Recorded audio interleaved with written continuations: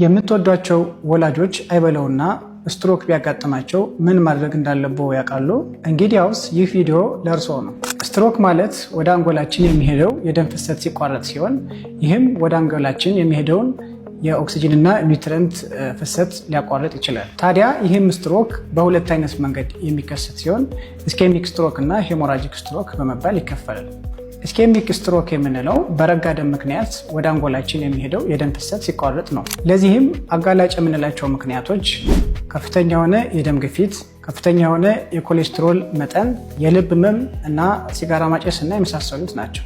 ሌላኛው ደግሞ ሄሞራጂክ ስትሮክ የምንለው ሲሆን ይህም በአንጎላችን ውስጥ የሚገኙ የደም ስሮች ሲፈነዱ ወይም ራፕቸር ሲያደርጉ ማለት ነው። ታካሚዎች የሚያሳያቸው ምልክቶች አንደኛ በአንድ በኩል የሰውነት መስነፍ፣ ሁለተኛ የፊት መጣመም፣ ሶስተኛ ከፍተኛ የሆነ ራስ ምታትና የአይን ብዥታ፣ አራተኛ ራስን መሳት ወይም ለመናገር አለመቻል፣ አምስተኛ የሰገራና የሽንት መቆጣጠር አለመቻል ናቸው።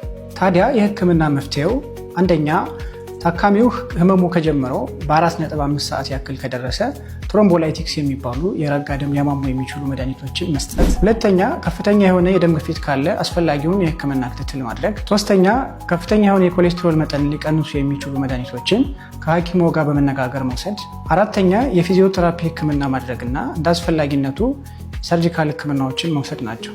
ይህንንም ህክምና ማግኘት ከፈለጉ ወይም እኛን ማማከር ከፈለጉ በፍቅረ ሰላም አጠቃላይ ሆስፒታል ማግኘት ይችላሉ።